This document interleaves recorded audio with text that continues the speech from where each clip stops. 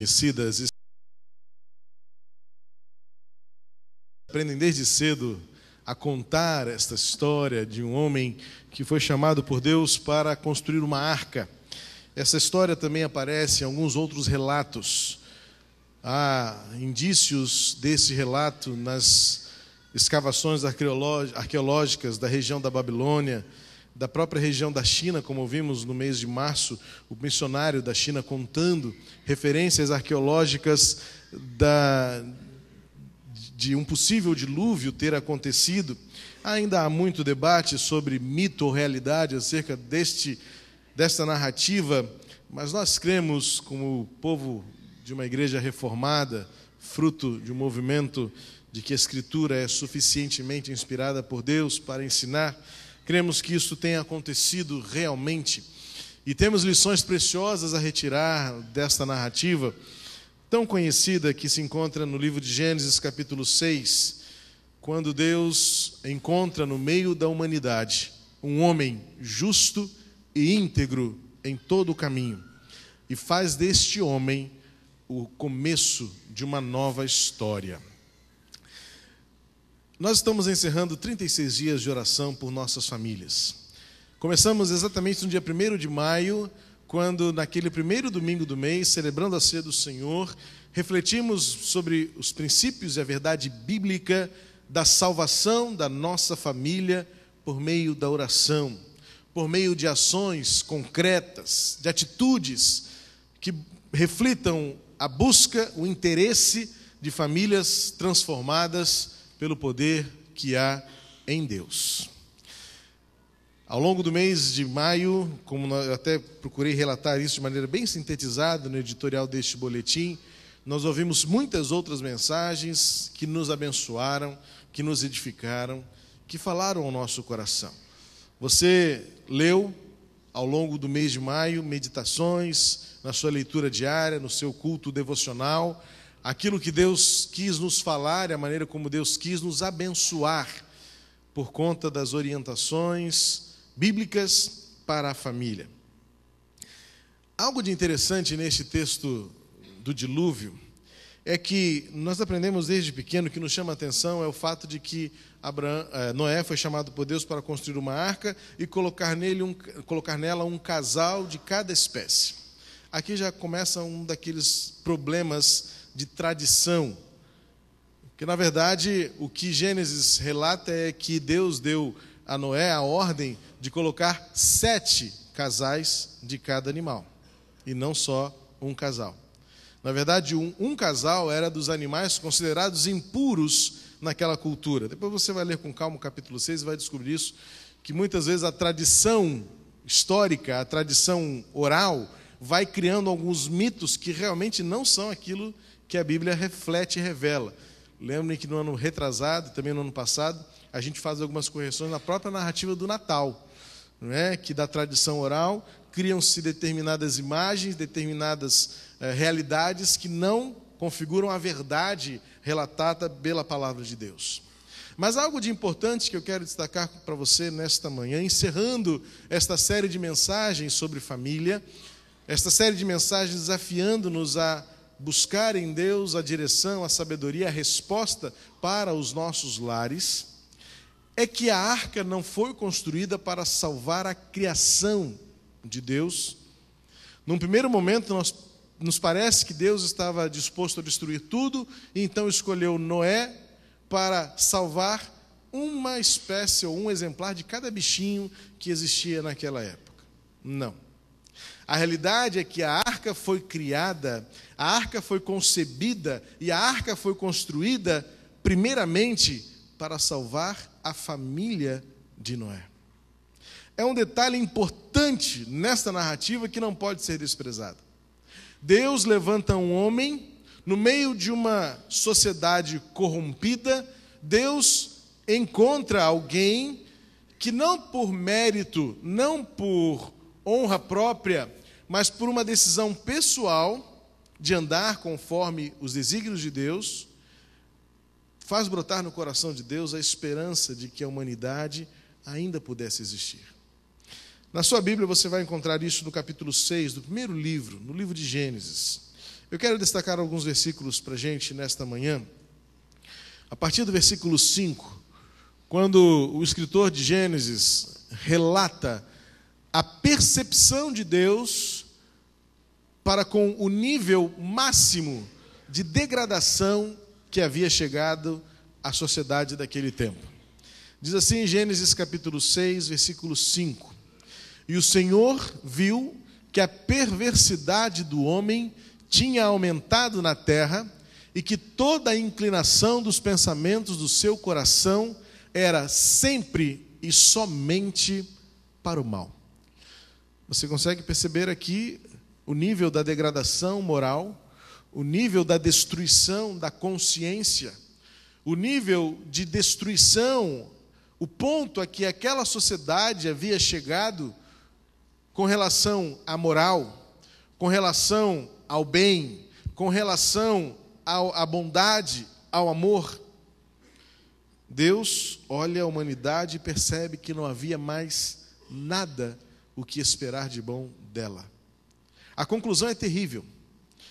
Era sempre e somente para o mal. No versículo 6 diz então que o Senhor arrependeu-se de ter feito o homem sobre a terra, e isso cortou-lhe o coração. Uma nota aqui exegética para que você que talvez nunca tenha entendido bem esse texto, uma aparente contradição, porque mais adiante o relato bíblico vai dizer que Deus não é homem para se arrepender. E aqui nós vemos o escritor de Gênesis dizendo que Deus se arrependeu. Uma nota exegética, ou seja, como é que a gente entende esse texto? Abre parênteses, depois a gente vai fechar. Este texto foi escrito em hebraico.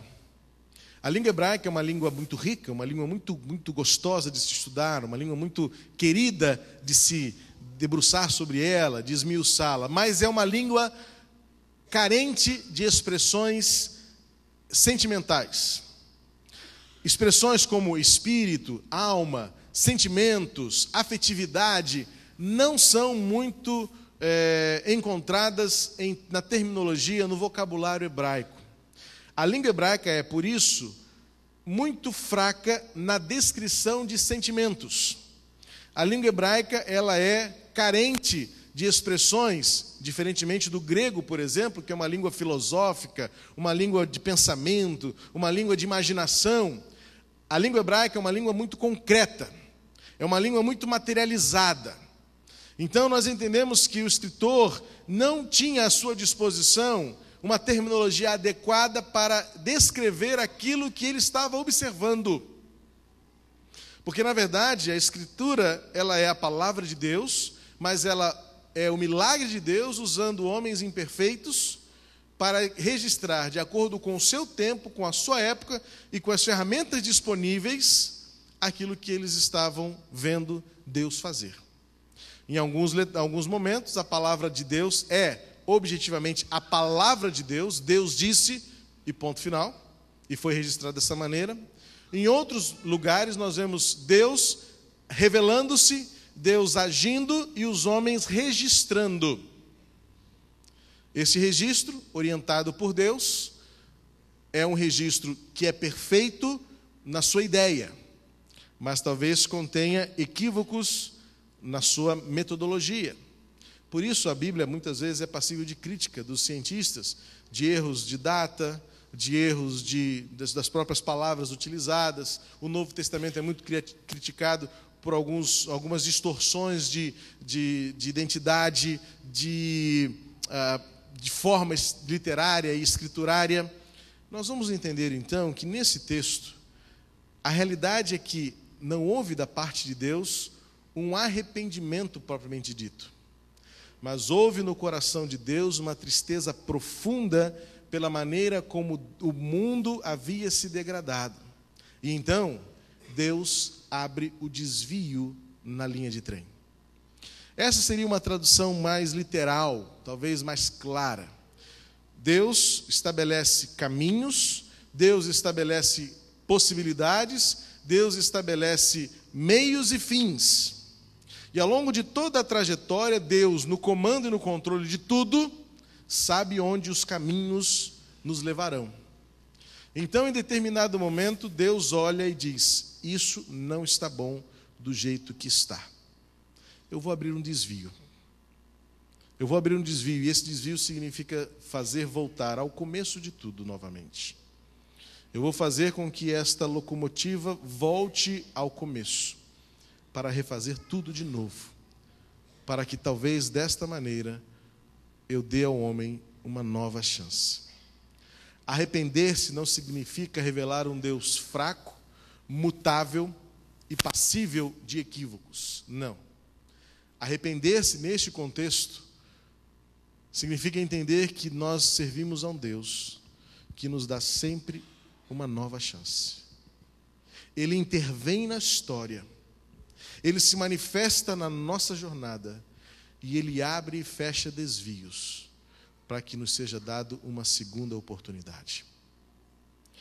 Diz o texto então a partir do versículo 7: e disse o Senhor: destruirei da face da terra o homem que criei, tanto o homem como o gado, os animais que rastejam e as aves do céu, pois me arrependo de havê-los feito. Noé, porém, achou graça aos olhos de Deus. Ou na versão da NVI, a Noé, porém, o Senhor mostrou benevolência. Você consegue destacar uma expressão importante neste versículo? Você já aprendeu a ler a Bíblia comigo? O que de precioso tem neste versículo 8? Porém. Os desvios de Deus na nossa história são configurados muitas vezes pelas conjunções adversativas de mudança de destino. O Deus a quem servimos está disposto a praticar a sua justiça, mas também a aplacar o peso dessa justiça pela graça benevolente de dar a nós uma segunda chance. A Noé, porém, Deus mostrou a sua benevolência. Diz o versículo 9 que Deus encontrou em Noé um homem justo e perfeito, ou justo e íntegro, em todas as suas gerações. Significa dizer que Noé, por andar com Deus, mostrou-se diferente. Por Noé andar com Deus, mostrou-se mudado com relação a todo o seu contexto, a toda a sua sociedade. Deus então diz a Noé: Noé, eu vou fazer uma nova aliança com você. Versículo 18 deste mesmo capítulo diz assim: estabelecerei com você uma nova aliança.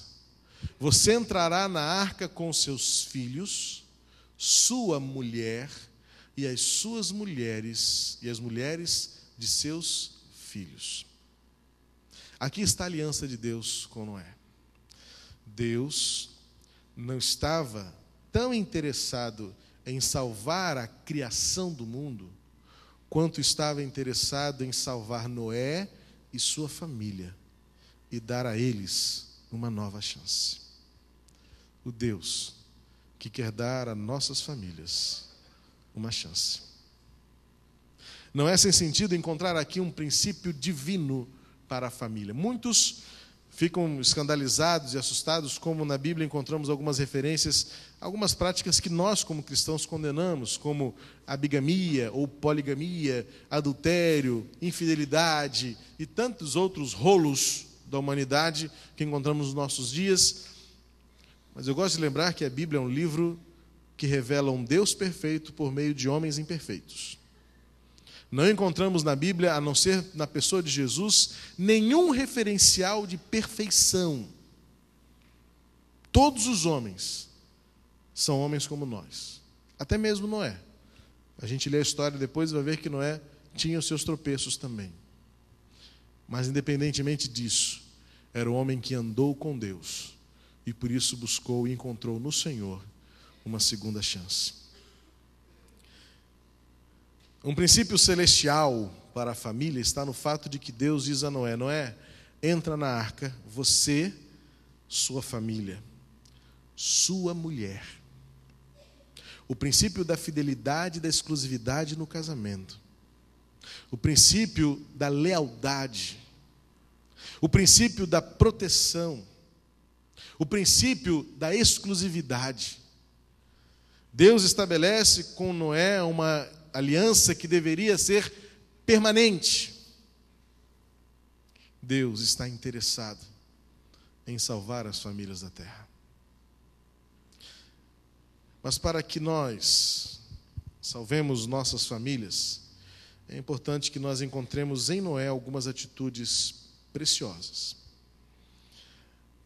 Que eu diria assim, lições da arca de Noé. Não como um que corre pela internet aí, algumas lições da área de administração e de escolhas pessoais, muito interessante, mas não tem nada a ver com aquilo, não. É algo muito mais moral, muito mais ético e espiritual do que se possa imaginar.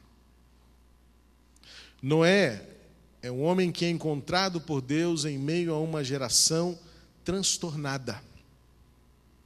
Uma geração que decaiu a tal ponto de Deus olhar para ela e não ter alegria nenhuma. Graças a Deus pela aliança. Graças a Deus pelo arco colocado no céu, que após grandes tempestades nos faz lembrar que Deus nunca mais destruirá a humanidade como fez na época de Noé. Porque talvez se fosse para esses dias, Deus novamente agiria assim.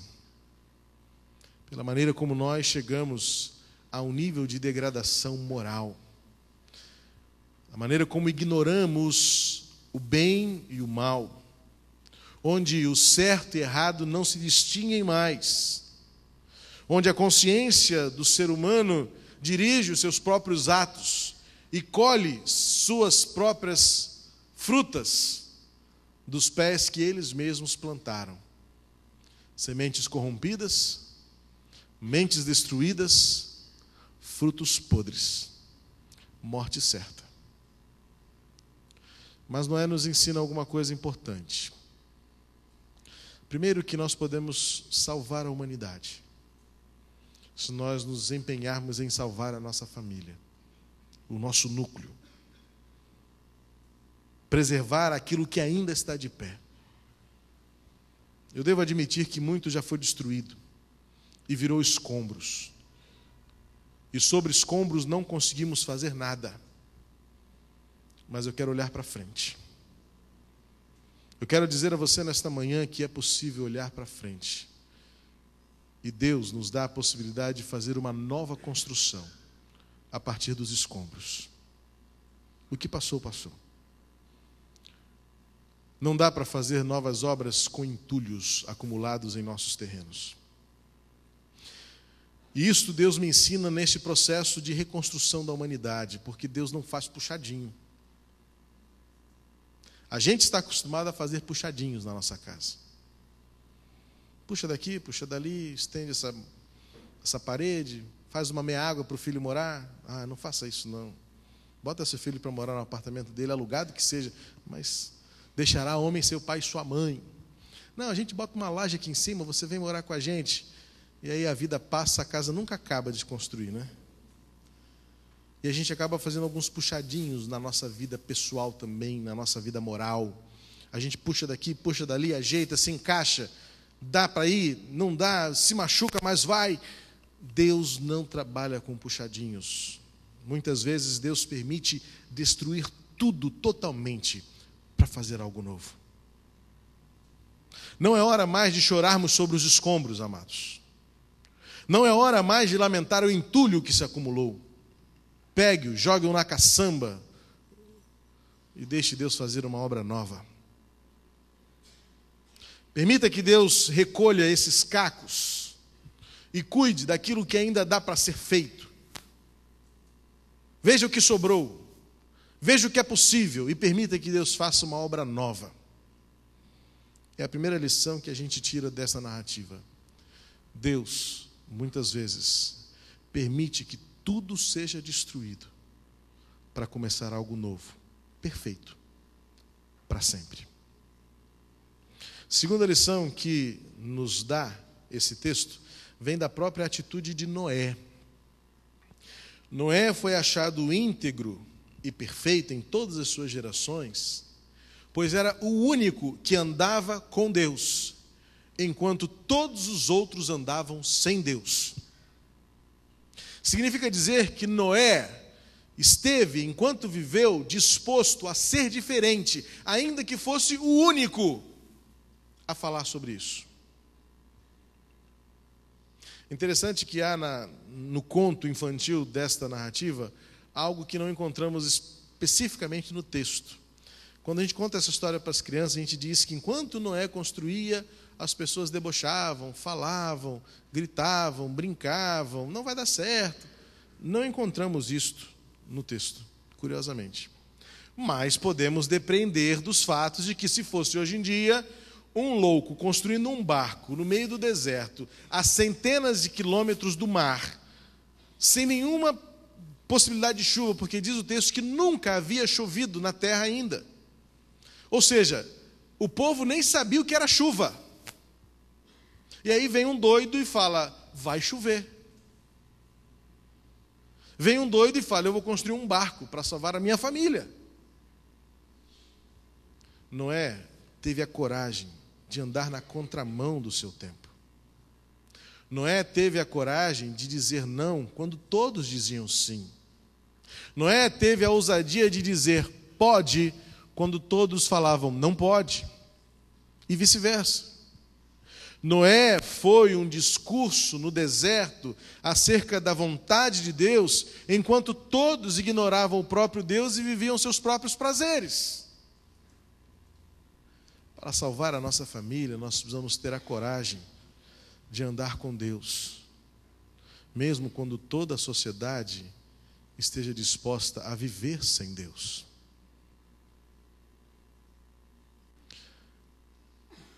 Você tem vergonha de orar quando vai num restaurante com a sua família?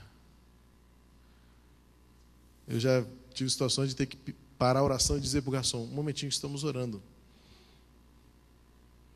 A gente fica com medo de mostrar para o mundo que somos crentes. Aí você fala, mas pastor, precisa orar na hora da refeição? Bom, os muçulmanos fazem, então se eles fazem, eu deveria estar fazendo há muito mais tempo do que eles. Mostrar para o mundo, por atitudes grandes e pequenas, que nós somos diferentes. Enquanto o mundo diz que pode, nós vamos dizer, não pode. Ainda que para isso corramos o risco de tribunais, de açoites, da vexação, da vergonha. Salvar a humanidade passa por salvar nossas famílias hoje. E salvar nossas famílias hoje significa dizer a vontade de Deus, mesmo quando todos dizem não. A segunda realidade que a terceira realidade que esse texto nos mostra é o fato de que Noé esteve disposto a construir algo que nunca ninguém havia visto, mas ele fez acreditando no projeto de Deus. O capítulo 6, a partir do versículo 13, vai dar o projeto desta arca. Você sabe que a partir dessas dimensões, um doido lá da Europa construiu uma réplica.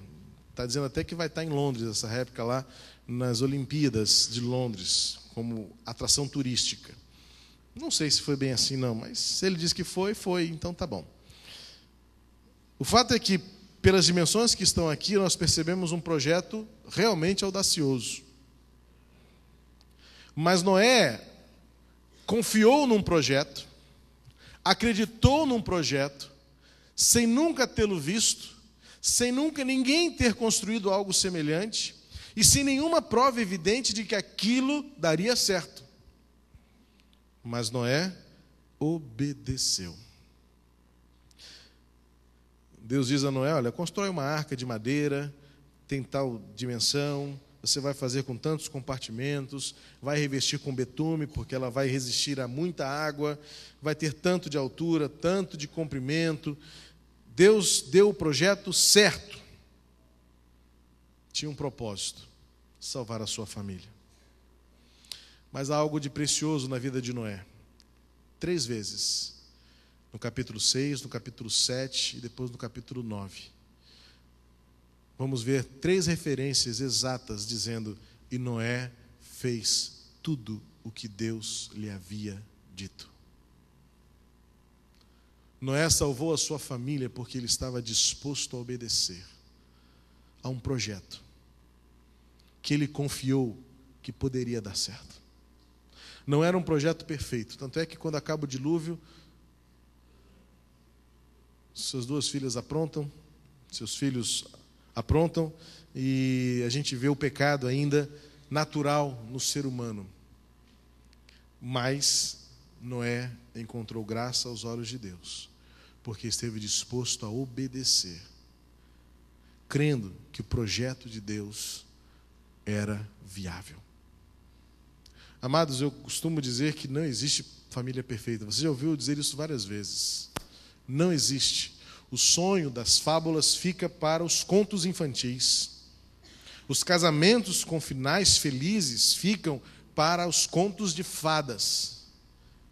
Os viveram felizes para sempre ficam para os filmes e novelas. Você e eu sabemos que a realidade do dia a dia é uma luta constante. Muitas vezes as famílias parecem campos de batalha. Não existe a família perfeita. O tabu da família perfeita é verdadeiro. Porém, eu creio com toda a minha convicção de que a família seja viável. O projeto de Deus para salvar as famílias. O projeto de Deus para fazer de novo aquilo que está destruído. O projeto de Deus para fazer você desfrutar da segurança e da paz que só Ele pode dar. Portanto, queridos, quando pensamos em família, lembremos de Noé, que construiu uma arca não para salvar casais de animais, mas para salvar a sua família. E isso revela que Deus é um Deus que nos dá uma segunda chance. O Deus que pode fazer algo novo, mesmo quando estamos sobre escombros. Mesmo quando estamos sobre montes de entulho, o Senhor pode fazer algo novo. Segundo, nós precisaremos ter a coragem e a ousadia de andar na contramão do nosso tempo. Quando todos dizerem sim, temos de ter a coragem de dizer não. Quando todos disserem pode, nós diremos não pode. Quando todos disserem não vai dar certo, nós diremos eu creio que dará. Por quê? É a terceira lição deste relato. Quando confiamos no projeto que Deus nos dá, Ele salva a nossa família. Noé tinha só algumas dimensões e algumas palavras, mas ele levou isso a sério e obedeceu até o fim. O projeto de Deus é para salvar a sua família, para salvar a minha família, para transformar a nossa geração. Que você e eu vivamos esta realidade maravilhosa, de viver debaixo de um Deus que nos dá a chance de recomeçar, de um Deus que nos dá o suporte necessário para enfrentarmos toda a contrariedade, de um Deus que nos dá um projeto que torna viável a vida em família. Você pode abaixar sua cabeça agora, eu quero orar por você.